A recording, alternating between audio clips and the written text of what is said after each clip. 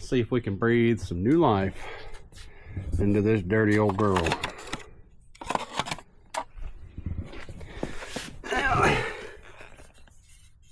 Still moves, so looks good.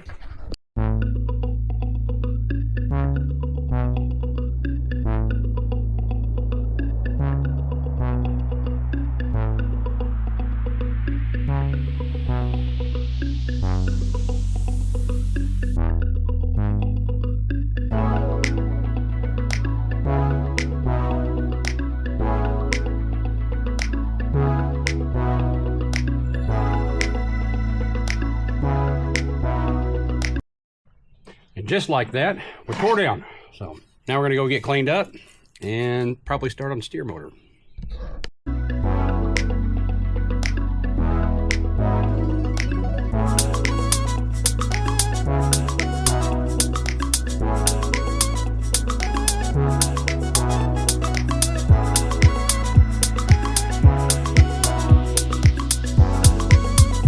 Let's get this apart.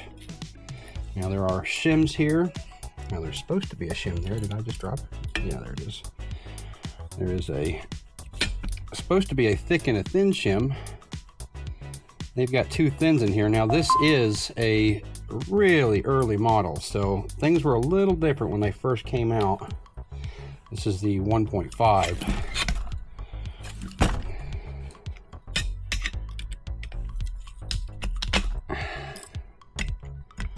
Take these E-clips off here.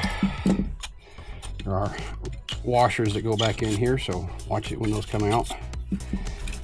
This steer motor did sound okay, but this is going to be a factory rebuild, so we don't let anything go out the door that hasn't been gone through.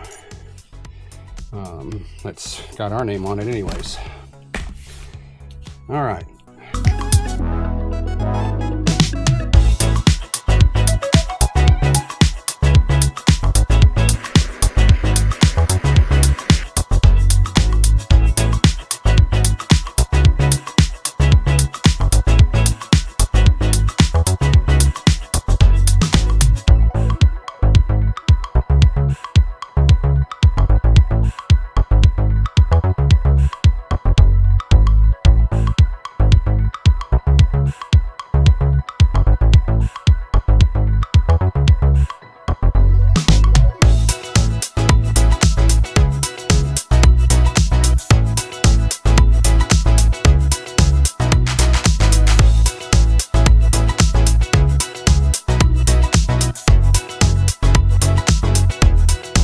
All this apart, note that there are ribs right here.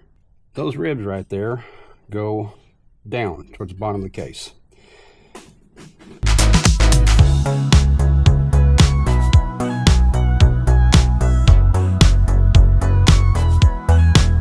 If you decide to go through your steer motor,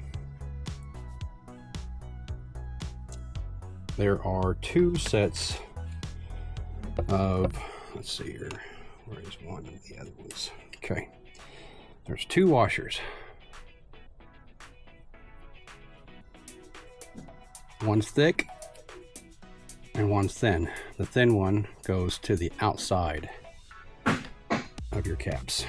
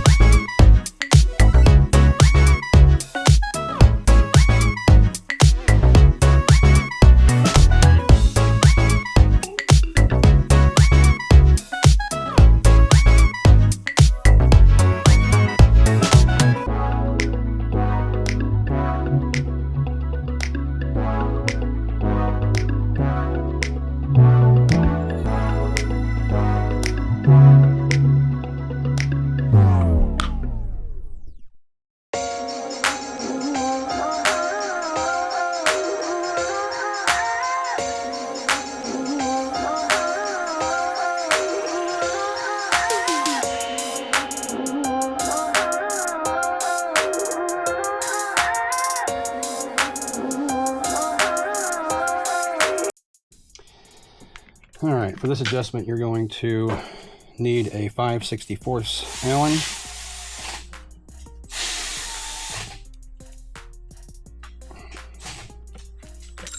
Number 1 Phillips.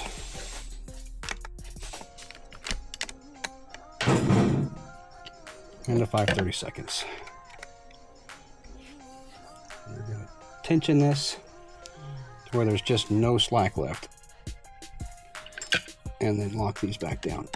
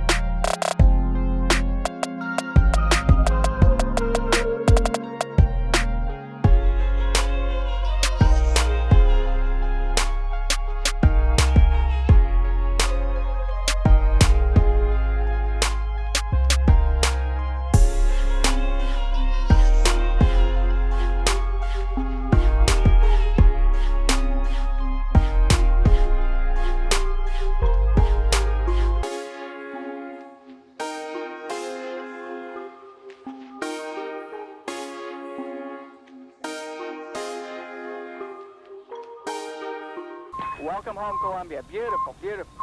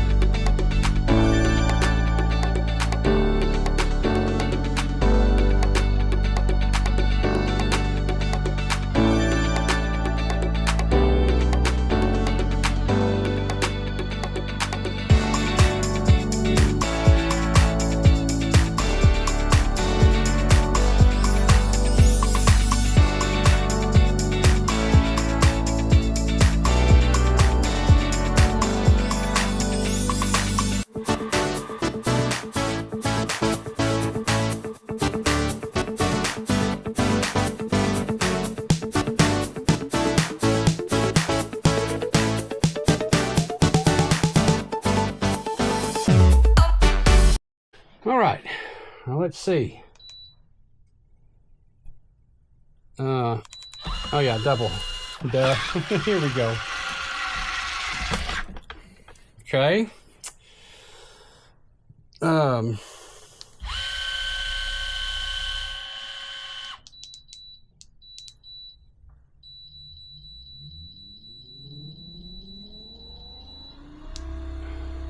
Now I have yet to hit myself when I'm steering these, but one of these days, it's a possibility it'll happen. Okay, let's see. She's a little crooked. Ah, she fell into place. That's okay. That's not bad. All right. Let's try it again.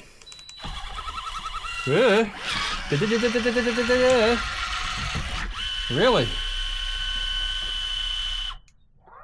Let's make sure it stows both directions, because that's...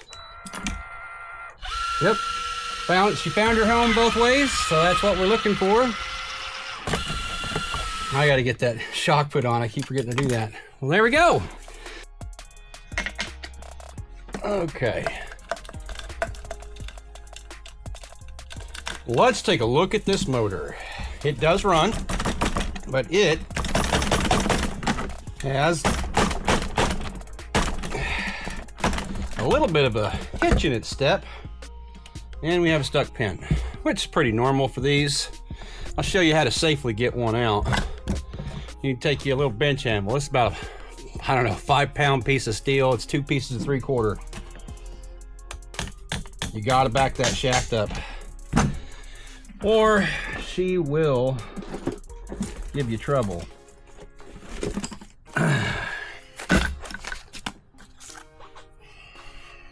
You know, if it's loose enough, you can just tap the pin out. If it's not loose enough, you got to put that bench handle back here and hold it while you tap them out.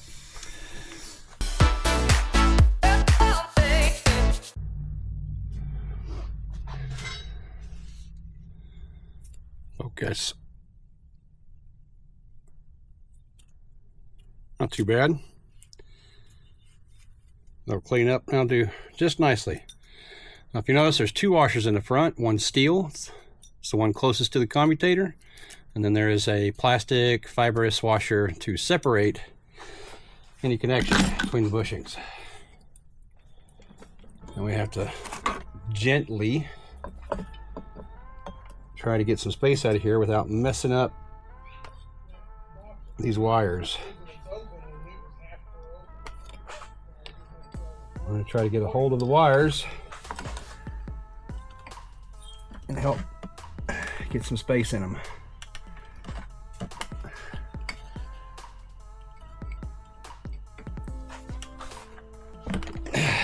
Come on. All right, we're going to take a wooden dowel and push the we're going to push this back since I can't get the wires to release. And now we should be able to pull some excess in this wire without... There. That's too much, but that's okay. We got to have some. All right, well, these look really good. So this can get cleaned up, and I'll go ahead and do that now. I have a special little sanding drum that's the same size as commutators. We slide that in there,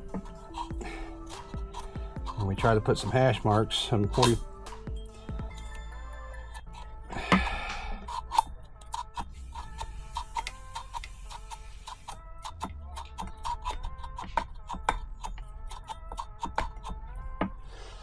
When you pull this out, you want to try not to run it off the edge like I did just a second ago. Still got a little bit on the brushes there that need to be... What we're trying to do is even these brushes up so that they make good contact.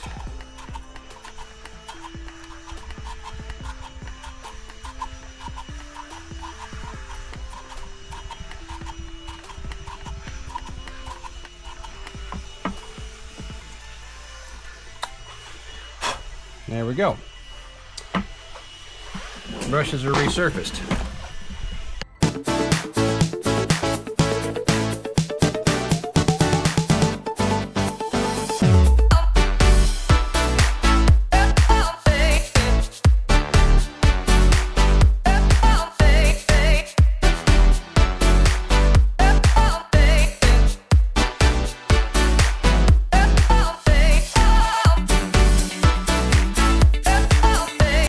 A nice, smooth, uneven, a hex, you know, a crosshatch pattern finish.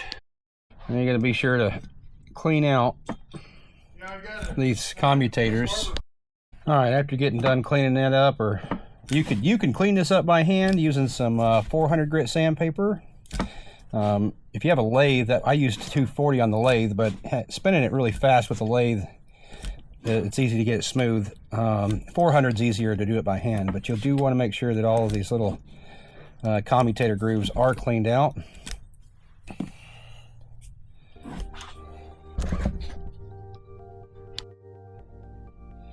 All right, we're going to check ohms on the armature right quick to verify that it is a good armature. And we'll check the shaft, make sure I've got a good ground to the shaft, or good connection. That's pretty standard. And then we'll check each commutator. There should be no rut-row. We shouldn't have any. Yeah. Even though this armature ran good, we have resistance between the commutator and the shaft, which means that this armature is very close to being at the end of its life. Unfortunately, that really sucks, because this thing, well, that would be why it was running bad in the half. Yep. So if you see any connection between your shaft and your commutators, that means that there is a short between one of these windings and the shaft. So she's done. Now, if there wasn't any connection between the commutators and the shaft, you would go through and check like this, side by side. And that would also tell you if you had an issue. Or I guess if there was a high resistance. All right, so the 214 is an 80 pound, so this is for an 80 pound motor. It's a new armature, and then we'll put a set of seals in this. Transfer your washers, remember your steel and your fiber. Look at it, make sure that everything looks good. Feel the bearing, make sure that the bearing doesn't have any rough spots. If you can feel anything in this bearing whatsoever, absolutely ever, it will transfer up the shaft.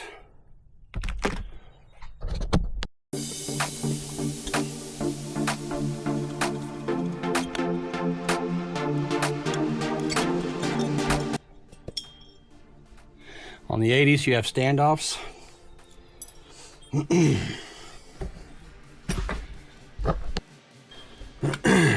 Have a bent over, basically a bent over screwdriver is a special tool. I'm going to reach down there and get the first seal, but be careful not to get the cardboard tube that's in the middle. So you just light pressure and then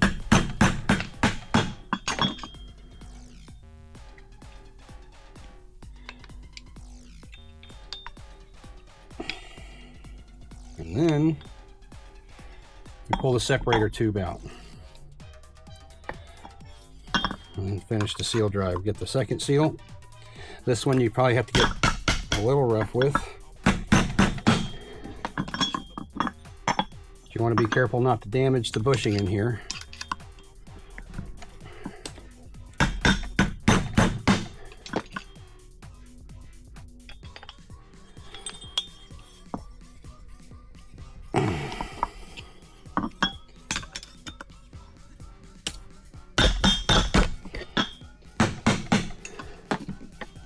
There we go.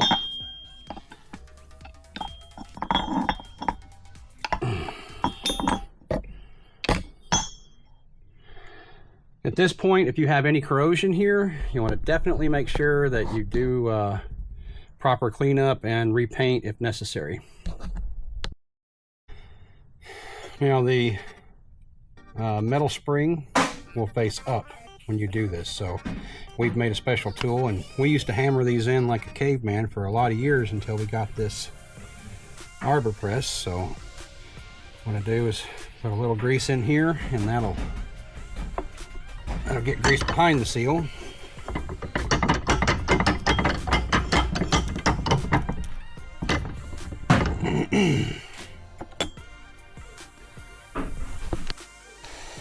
Well, here's your cardboard spacer. I'm going to seat it down into the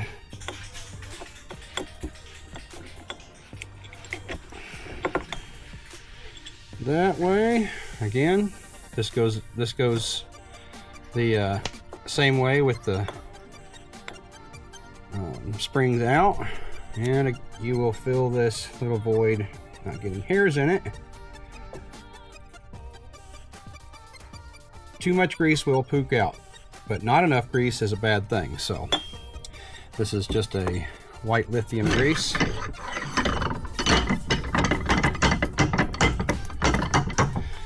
And then pack it in.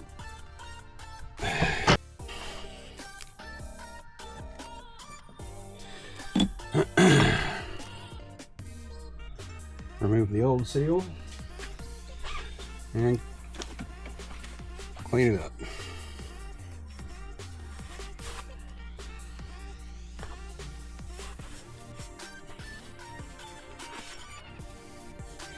Because at this time, if you well, before you got to this point, you should have cleaned up and retouched up any corrosion with either fingernail polish or some two-part epoxy, or even just some automotive paint will work, but it's just not nearly as good. Take some silicone grease, lay it in.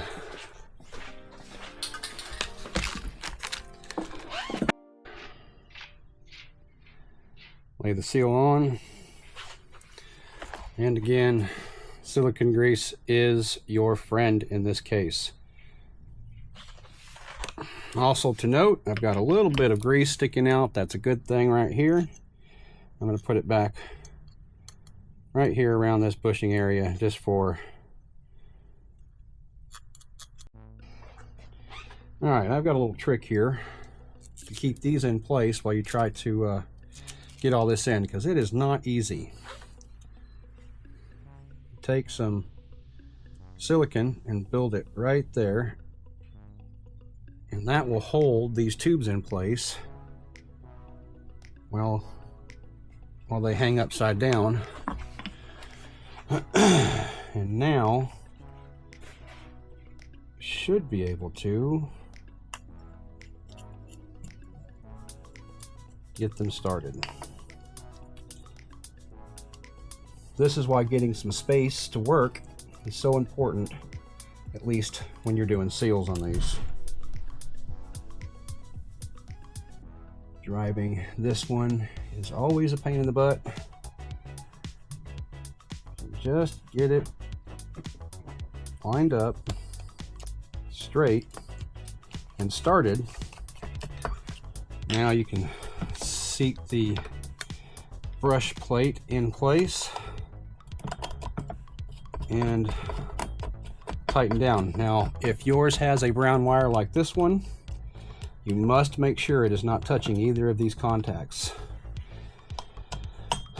It can be trying, so you'll just have to work at it, but it has to be tight. What I recommend is that you get everything nice and snug, get the bottom one tight. Take a screwdriver and pry this all the way over to the opposite side, and then tighten it up. As long as it's not touching, you're good. I like to make sure that it's a good distance away though. We'll back it off, push it around a little more, and try again. There we go. Love it.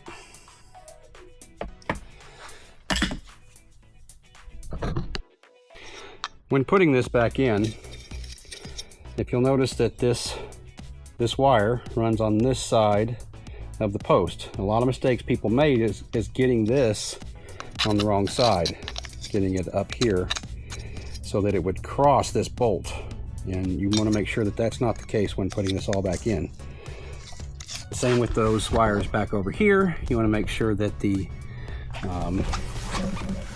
how the red is this way and the black is that way, that splits those two wires right in the middle when you slide it in.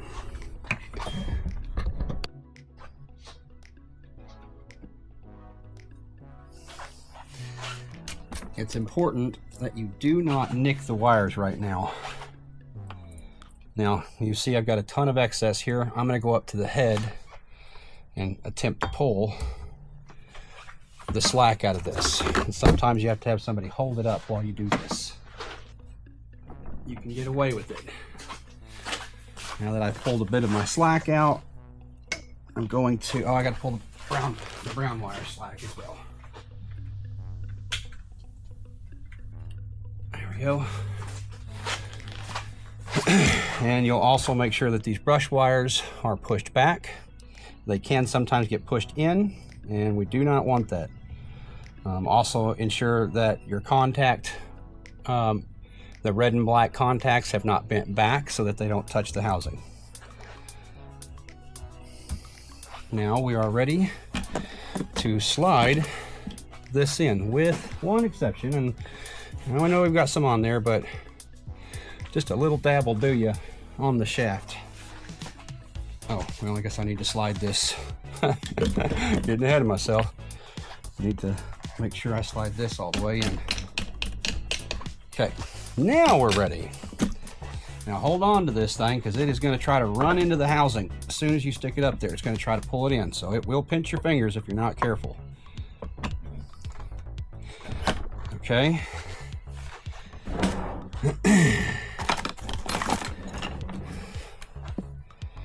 Now we want to spread the, uh-oh, looks like I've gotten grease on one of the brushes.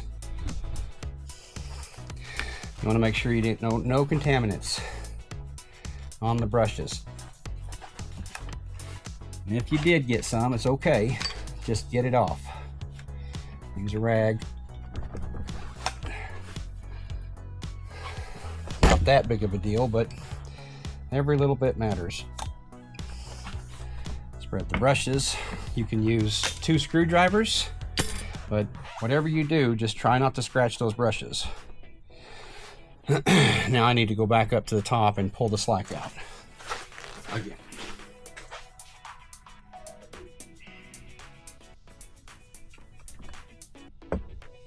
Just like so.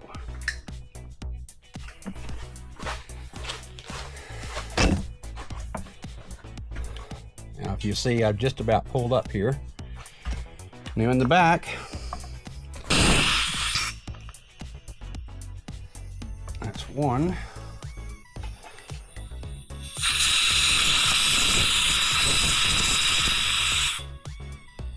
A little bit of air pressure walks these things right out of there for you. And what we have here are some bevel washers. You just want to ensure that the tips of them are touching each other, and slide those down in the housing that way.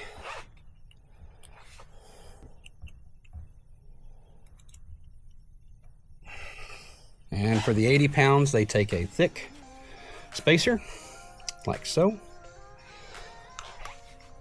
When you're done, you need between 30 and 50 thousandths of end play. Now, something we do here to ensure that bearing stays nice and lubricated, even if a little moisture does get in here, is we pack a little bit of lithium grease. You can use marine grease as well, but lithium is what is recommended. And now we're ready to go. As far as the bolts go, make sure they're wiped off and ready for another service round. And I'm going to get our 2 new O-rings, place them on the shafts, and again use silicone grease on these O-rings.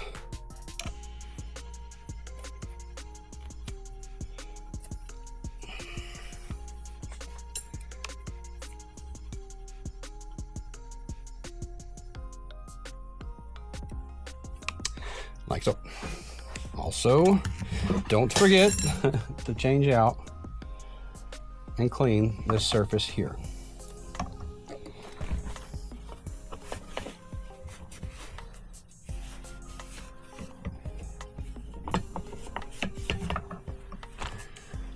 just like the front. Lay some silicone grease down. The point of the matter is to keep water out, and silicone grease, I just don't know that there's much better. Again, you can use lithium. It's just not the best thing for these O-rings. It'll work, but silicone grease is the best in our experience, and I think in Minnkota's request. Now, if you notice that I've got a lot of distance here, right? So we're going to need to pull this wire up tight just a little bit. Get some play out of it. Now, on these here, you want to ensure that you didn't leave an old O-ring in there, because that will not seal. It's like leaving an O-ring on your oil change. Now, the upper bolt, before you put the back on, make sure that you've guided it between that W. And what will happen is one of those wires will inevitably get in your way,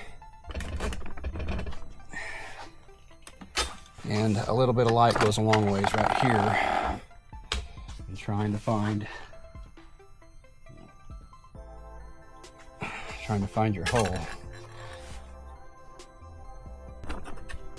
All right, so what you want to watch for when you're pushing this in is you've got the red and black wires going this way and the brown wire. You want to go under the wires and pull them up towards the housing and then slide them into the W.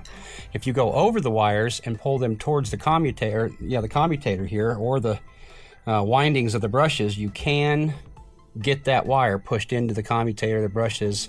So you want the wires to go on top of your bolt.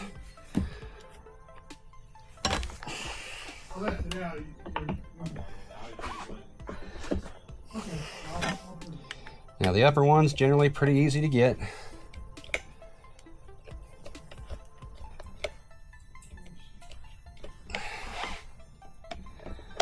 You can get it guided into place and get it started.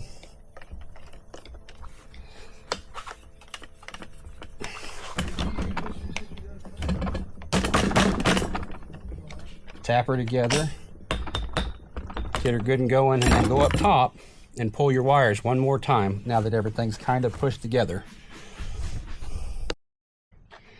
This one's easy to get a hold of, so we'll just grab a hold of it. Pull the excess. It's a good, you gotta give her a good tug. Now these here, you gotta be careful, but you want to get a good fix on both of them. If you can grab them, fine, but don't rip the shielding. Make sure all of the excess has been pulled out up here. Now then, this is the bolt that you are going to not be happy with. It is going to give you struggles and struggles. You have to pry down, find center, and it's just a feel thing. And finding that little area,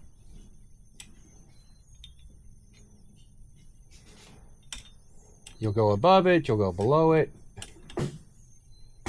but getting it in place, and once you've done it a couple of hundred times, it gets a lot easier. But as soon as you think you've got it there, hold it with your finger, and if it sinks all the way into the cap, you don't have it. Even if you think you've got it,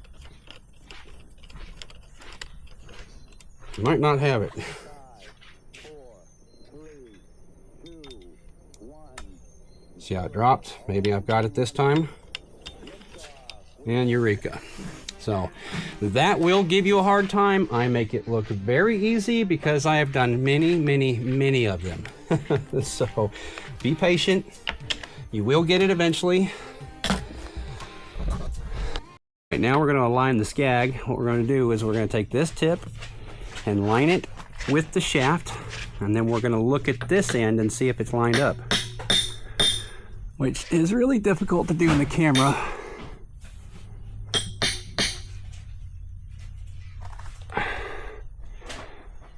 And then we'll look down this way and see if our sonar is lined up this way. All right, the 80s are 40 inch-pounds. And this is a torque that you'll need to check at least once a year.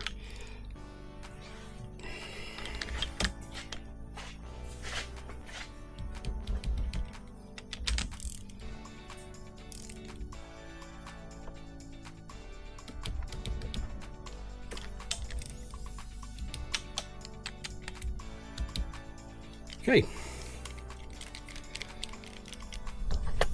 All right, the last tip that I've got for you, and this is for any motor that you've got out there, take a big old dab of light lithium and run it right up inside where this, right up behind this and on the pin. What this will do is keep the pin from seizing, one, but if you happen to suck string, seaweed, any detritus in here, whatever you wrap in here gets covered in grease. If it does happen to make it into the seal, when you do eventually take your prop off, and whenever you go to low water, anytime you go into shallows, you want to pull your prop and check it. But if you pull all this off and it does happen to make to the seal, the grease keeps it from burning the seal up. And again, it's all about water, keeping water out of the motors.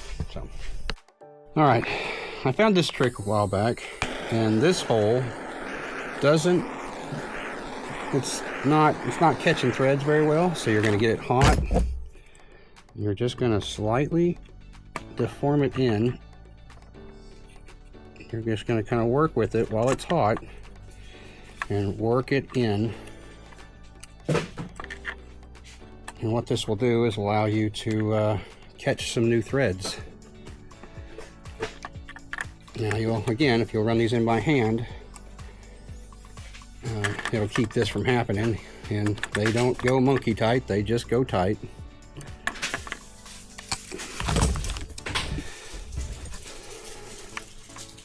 And there we go. That's going to hold threads just fine. All right, now let's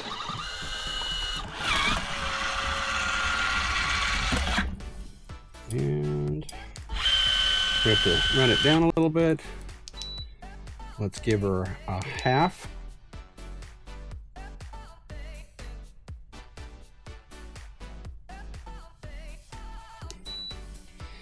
It's turning fine.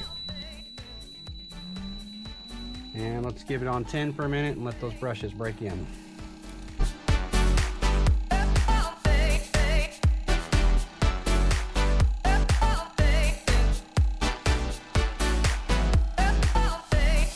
It steers while it's running.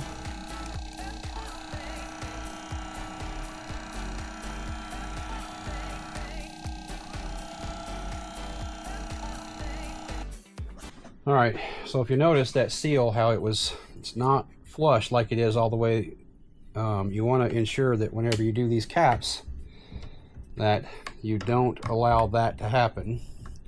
So we're gonna loosen this off, make sure that seal comes out, and get that fixed. All right, all I did was lift the lid just a little bit and then pull the seal out, make sure it's set down, and then I will gently run everything back in and do it by hand.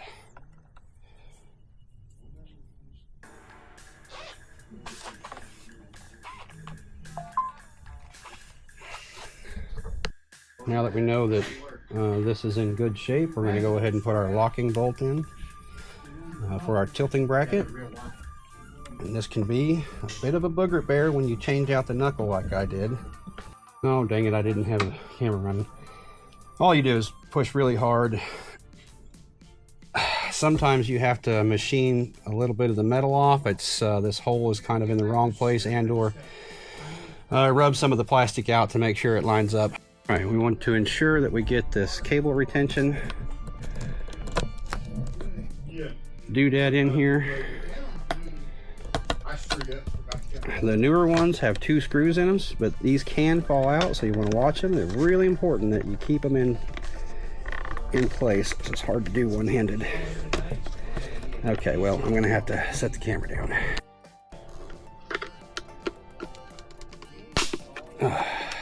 Goodness, there we go. Now I like to put just a little silicone grease on these pins here. It's not necessary. It's something I do, and you'll want to notice that there is an arrow on this. That arrow points on the uphill direction, so make sure that you get this shock in the right direction, or you will have trouble.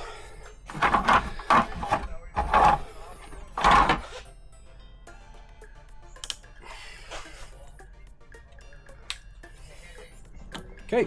Also, you need to ensure that the bolts you're using are 1/4 by 20 by half.